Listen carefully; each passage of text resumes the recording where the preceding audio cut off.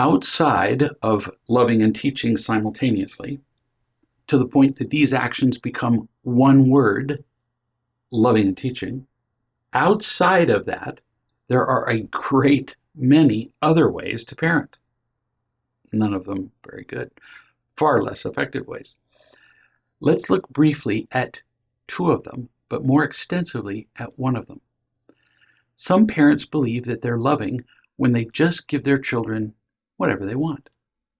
But that's not loving, which always involves teaching, or at least holding a standard. Loving, what they call loving, because it isn't.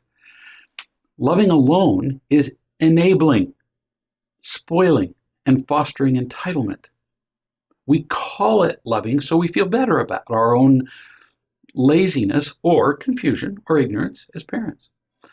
A child who consistently gets what they want becomes demanding and impossible to please or to teach. So it's not loving. It's enabling and does not deserve the word love. We need to call it what it is.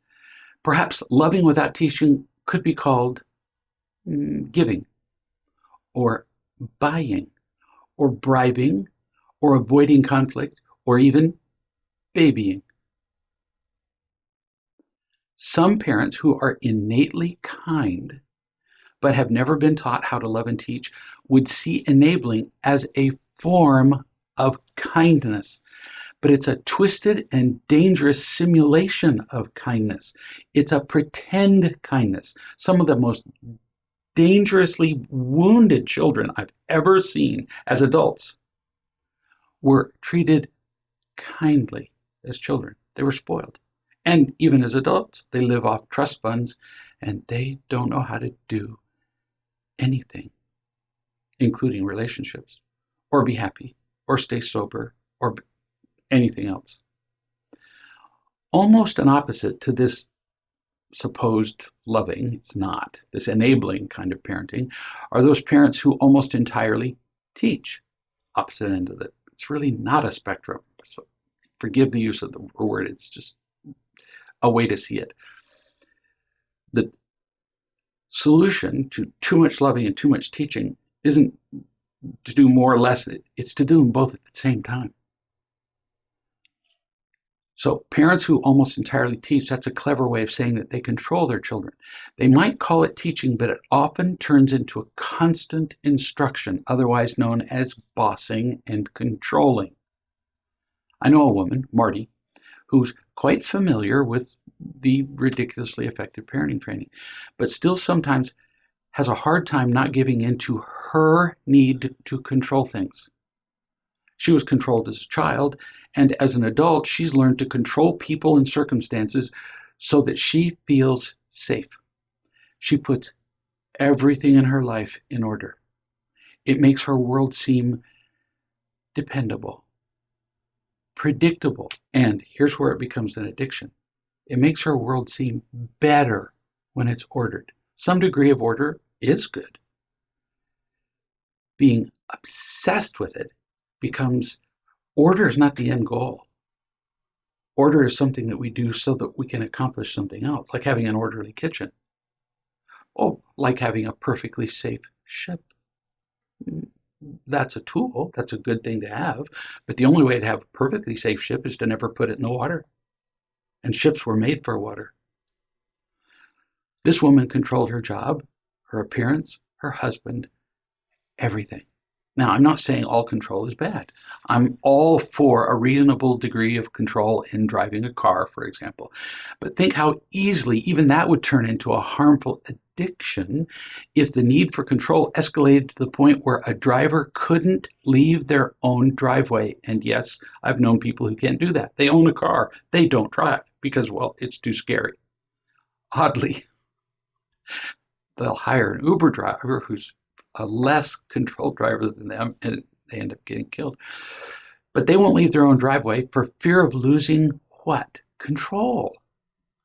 Because if you do drive, you do lose some control. We can't avoid losing some control in life.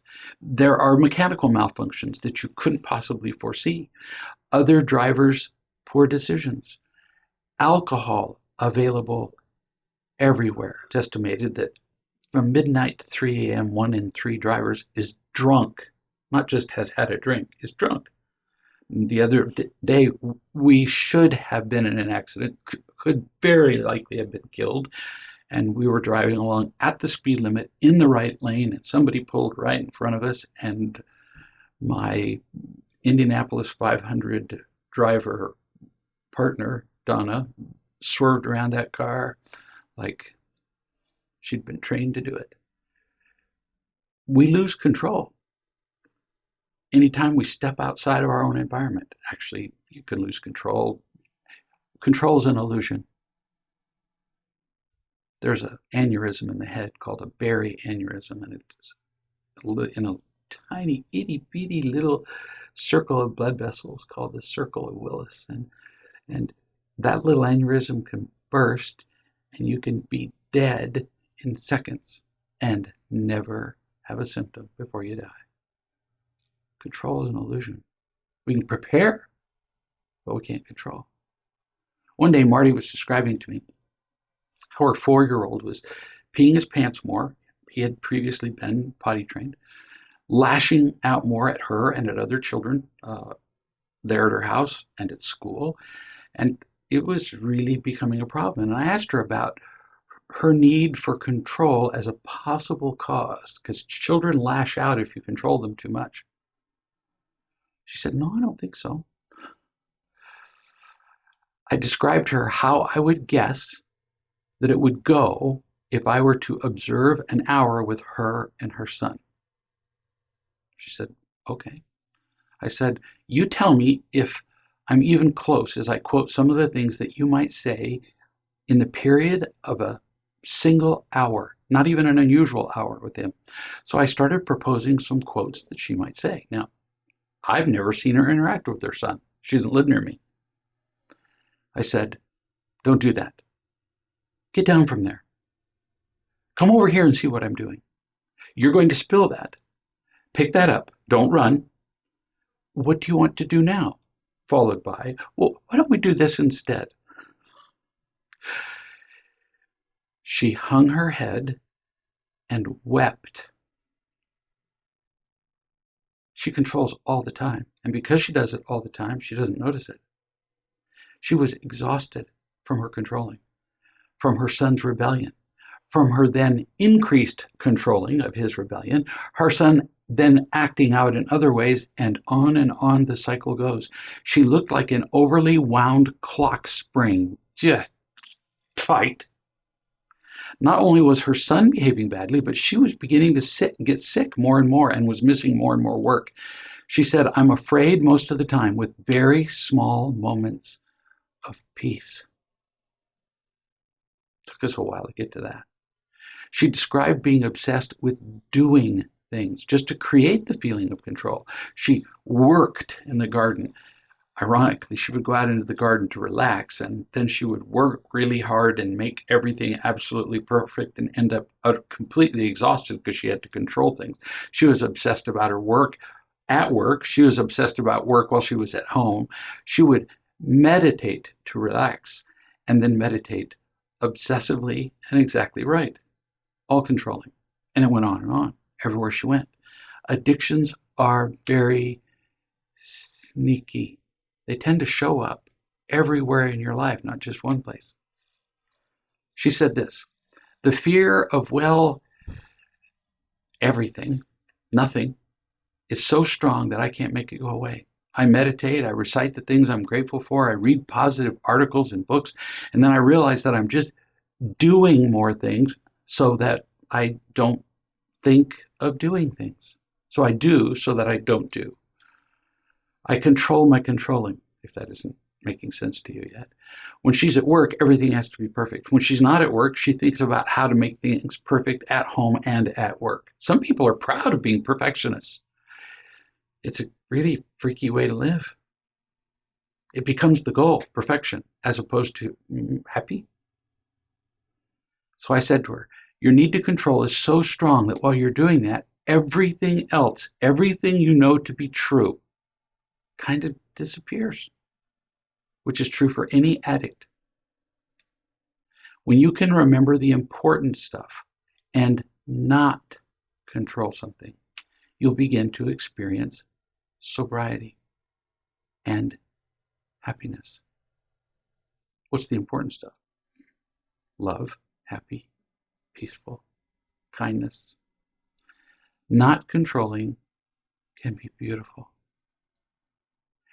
As we don't control everything around us, things often turn out far better than they might have had we been in control. Imagine, for example, controlling the blossoming of a flower. Turns out flowers do way better when they just blossom themselves. Imagine a flower just beginning to blossom, and you're going to help it. So you're going to pick it apart and make it open up. Yeah, it's not going to look so good.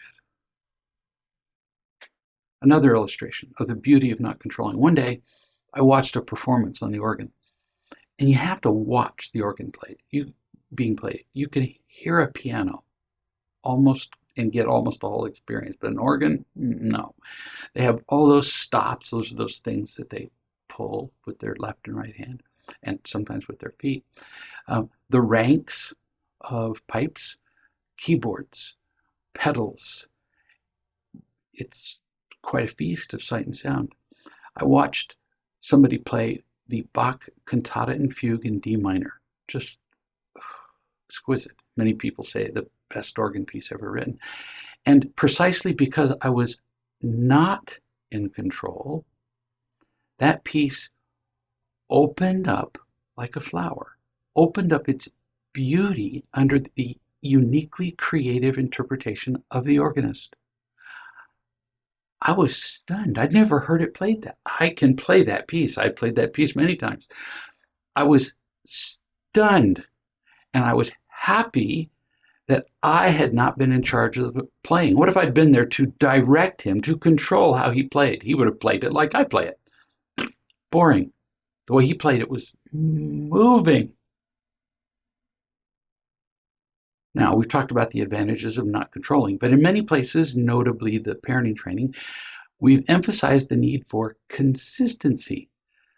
Herein lies a potential problem. What's the difference between consistency and controlling? Interesting, they start with the same letter because many people couldn't tell you the difference. My sons, for example, when they lived here at home, consistently did their work before they played. That was the rule. They all knew it. It was the law in the family. Work before play. They all knew three words. No exceptions. They did their work. They knew that work makes us happy and strong, just like I've described examples of how children are happy when they do that. But when they did their work, I did not control how they did it. I did control that they did it, because without a sense of responsibility, we can't achieve joy in this life. Notice, I controlled what mattered, what I knew would lead to happiness, responsibility, without stifling their creativity. They did their jobs sometimes better than I would have done them. Certainly more interestingly. When they played, I didn't control how they played.